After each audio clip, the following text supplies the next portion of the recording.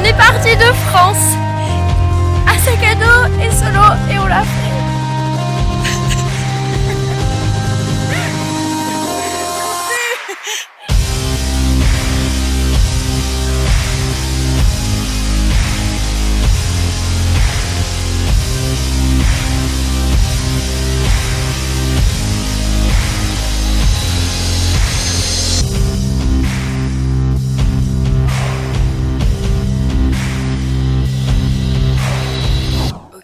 Il fait tout noir, on me voit pas, on m'entend, c'est le principal. Cette ambiance dans la chambre laisse tomber hein. On vient de se réveiller, il est 5 h du matin. Dans une demi-heure on part, 1h30 de marche. Et on arrive au Machu Picchu. Bon, on a fait la première étape, le check-in à l'entrée tout en bas du Machu Picchu. On va commencer à monter. Déjà découverte parce qu'il fait ultra chaud, ultra humide. Putain, on n'a pas les trucs d'anti-moustique. Ah merde, on va se faire piquer.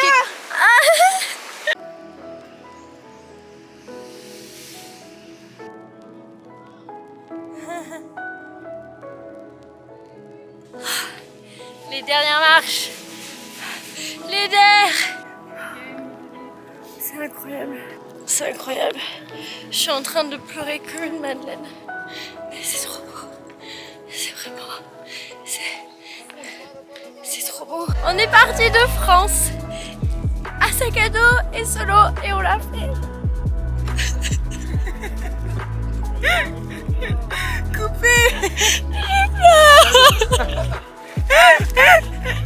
Allez, maman, arrêtez.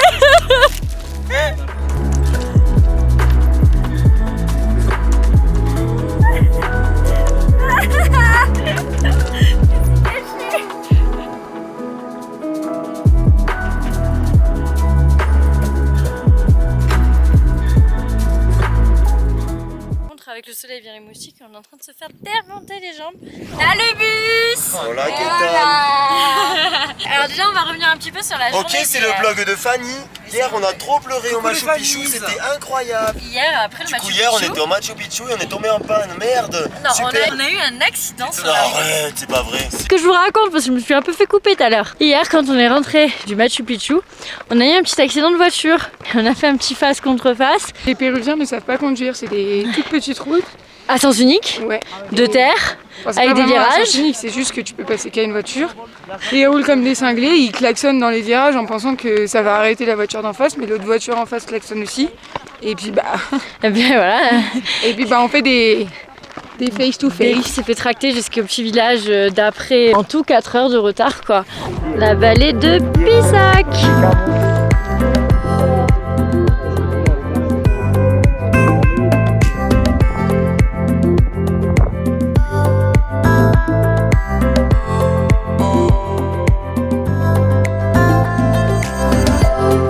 Ok, alors moment très important du voyage, on va se faire masser. Regardez ce qui nous attend. Petit plaisir. Bon, on n'a pas du tout vlogué pendant le massage, mais comment vous dire que c'était petit moment de détente rien qu'à nous. Sauf Marine, elle s'est un peu fait taper dessus au final. Hein. Moi j'ai eu la barbare. Elle a une barbare qui lui a fait le massage comme dans les films, genre tout.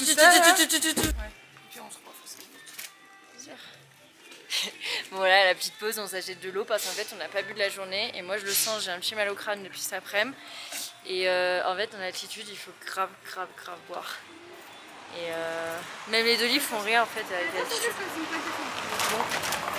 On s'est un peu pimpé hein. 2,50 c'est. Ils avaient un petit magasin à côté d'eux et c'était à 1 soleil sa bouteille. Ah ouais? Ouais. Ah ouais? Ouais. Je sais pas si c'est encore ouvert, mais si tu veux, prends-la maintenant, comme ça on s'assure. Et si c'est pas ouvert, bah... on fait des économies sur la bouteille d'eau.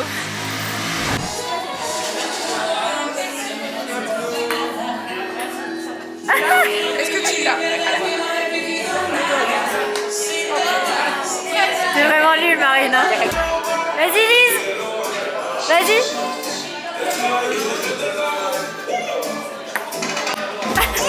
A few moments later.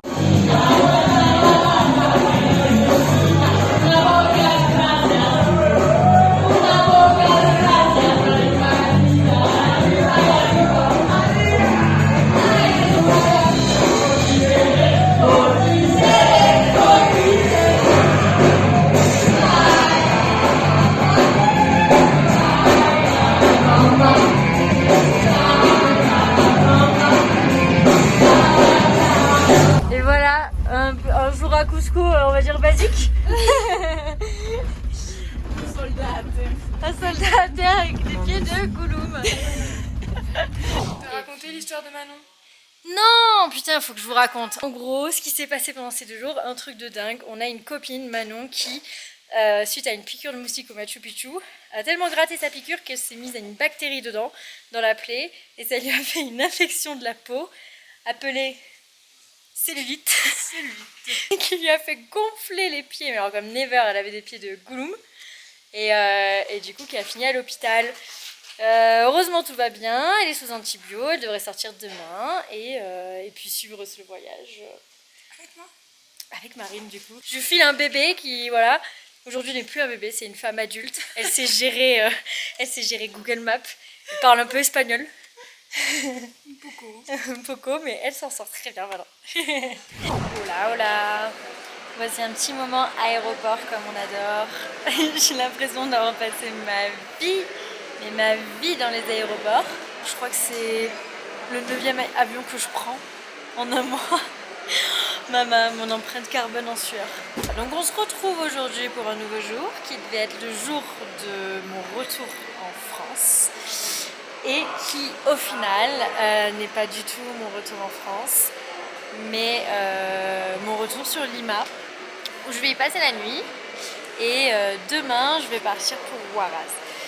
J'ai fait le choix d'étendre un petit peu mon voyage parce que depuis le début de ce voyage on parle d'une destination que j'ai encore pas faite et que je n'avais même pas prévu de faire et en toute honnêteté que j'avais même pas regardé lors de l'élaboration de mon itinéraire et en fait j'ai pas envie de partir du Pérou sans la faire. J'avais un peu la boule au ventre de me dire merde t'es là et tu le fais pas alors que t'es là et du coup c'est con. Du coup voilà, j'ai étendu un petit peu le voyage, j'ai réussi après genre une semaine à essayer d'avoir Air France par message à les appeler. J'ai réactivé ma ligne française pour pouvoir les avoir au téléphone et je les ai eus après 1 heure d'attente et j'ai réussi à changer mon voyage, le pousser de quelques jours pour faire du coup Huaraz qui se trouve dans le nord du Pérou et qui est tout un enchaînement de montagnes, de glaciers, de paysages extraordinaires. C'est hors de question de partir du Pérou sans le faire. Et puis voilà, trop contente. En vrai, genre d'avoir repoussé ce voyage, genre de quelques jours, j'étais trop contente. Je suis ravie de l'avoir fait, sans regret. Et même si des choses m'attendent à Paris, je suis contente de rester. Je suis vraiment contente. Donc trop cool. Allez, je vous fais des bisous et on se revoit plus tard. J'avais commencé mon vlog, mais je suis en train de me faire agresser par rien. Hello à vous!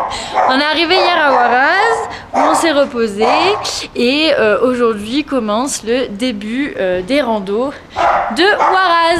Donc là on est parti, je suis avec Nico que j'ai retrouvé, qu'on avait tous rencontré au Colca, à Arequipa. Sacrée rencontre. Ou les Fanny, je la laisse en haut, désolé. Non, tu me laisses en bas, au contraire. Et du coup, là, on est parti. Aujourd'hui, au programme, on va faire chouroupe. Et puis voilà, let's go. C'est parti. À toutes.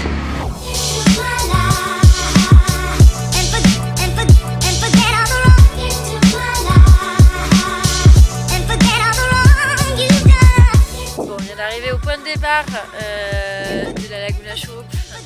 Pour y aller. Donc c'est parti, hein, on va commencer à marcher. Elle doit être tout là-haut là-bas. On est sur la partie de Chouroupe où ça grimpe comme de l'escalade. Moi l'escalade ça me collait. J'ai vrai je sens. J'en ai fait pendant 3 ans. Time to prove qu'on est là. Et on l'a fait en 1h30.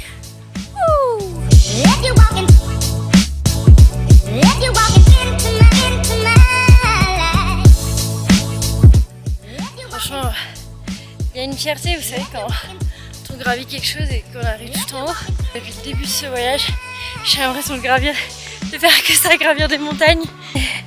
La fierté qu'on ressent à chaque fois, que ce soit ici à la lagune, au Machu Picchu, le canyon de Colca. En fait, j'ai l'impression que dès qu'il y a de la montée, c'est défi personnel et c'est ouf. J'y vais vraiment, genre je m'écoute. Je m'écoute vraiment, je fais des pauses. Et c'est important de s'écouter et de pas se mettre la pression. Donc je me mets zéro pression. Et à chaque fois on y arrive. Bref, on partage notre meilleur repas là. Ah bah plus de vue, juste. C'est pas mal. Regardez ce qu'on a en face, c'est vraiment rien. C'est juste vraiment rien.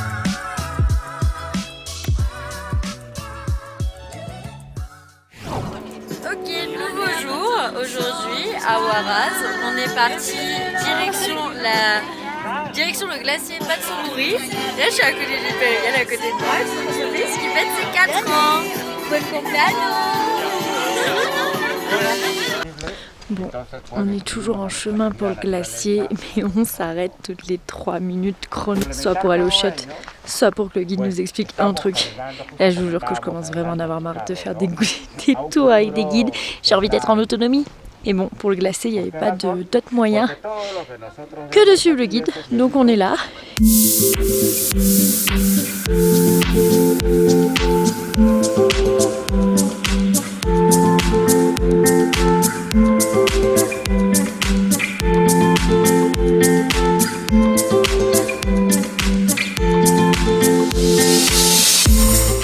Et voilà, on est arrivé au glacier Patsourouri à 5200 mètres d'altitude. C'est un glacier qui est en voie de disparition, hein, clairement. Par exemple, sur ces dernières 40 années, il y a à peu près 80% de la neige qui a fondu. Là, on se prend une petite rafale quand même hein, de neige. En fait, je me reçois de la grêle sur le nez avec mon coup de soleil, ça fait mal.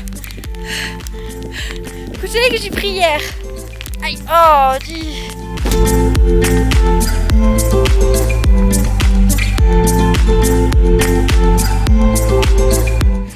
Nouveau jour, nouvelle rando. On a retrouvé les filles. Coucou. On est sur le chemin de la lagune 69, Laguna 69, Sesenta 69. Je te l'ai fait en toutes les langues. D'un bleu magnifique, on dirait les gorges du Verdon. C'est juste incroyable. On va faire quelques photos.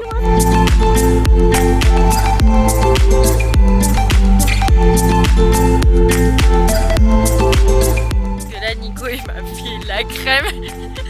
C'est pas possible. Ok, donc c'est le départ de la rando. Là, on arrive, derrière moi, il y a une petite lagune. On va retrouver des jolis là-bas aussi. Ça va être trop cool. Ça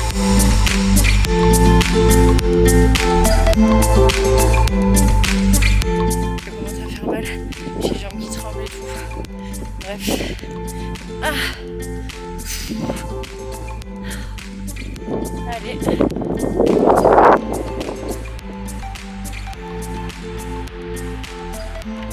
On l'a encore fait, on est à 4600 mètres d'altitude. Je suis vraiment allée au-delà de ce que je pouvais faire. Franchement, fière de moi. Franchement, jamais j'aurais été capable de faire ça. Qu'est-ce que t'en penses?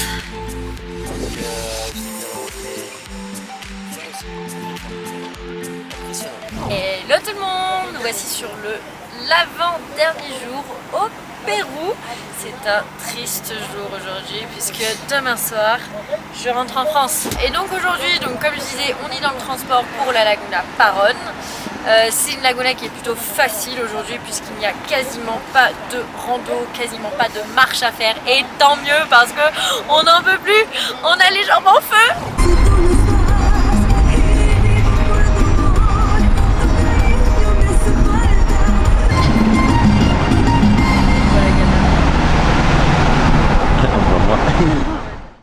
Hop. Et encore qu'on grimpe. Ouais. Même la rando la plus facile, on grimpe encore. Moi je pensais que le collectivo il allait nous laisser en bas de la lagune quoi. Bah non. On monte encore.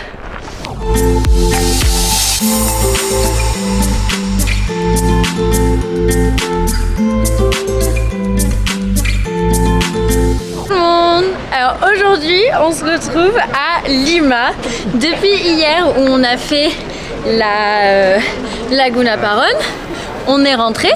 Oh, c'est la rue des boutiques et McDo est là. On a fait la Laguna Baronne et on est rentré hier soir. On a pris un bus pour rejoindre Lima et aujourd'hui c'est le dernier jour à Lima. On va essayer de faire que ce jour soit quand même bien rempli. Donc on va faire ce que je n'ai pas fait au tout début de voyage, c'est-à-dire la place des Armas et le marché qui est juste à côté. Et si on y arrive, on va essayer d'aller nager avec les otaries pour ce dernier jour. Ce serait trop cool. Mon avion est à 21h, on a quand même une journée assez chargée, donc on y va vite.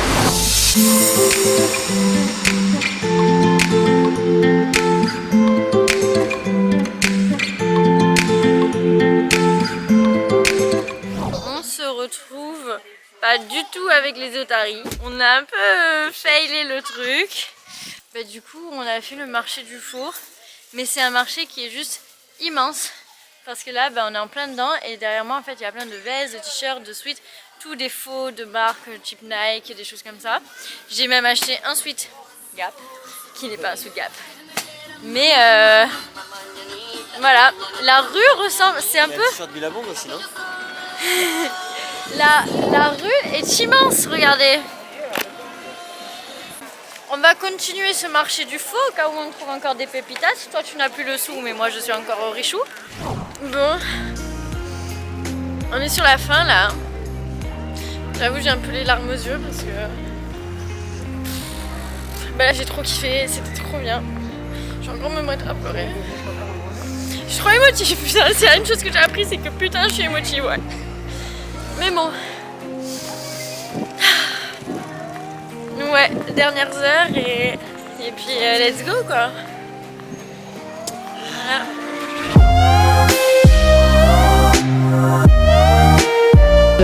Ça fait trop bizarre de revenir. C'est assez particulier comme sensation.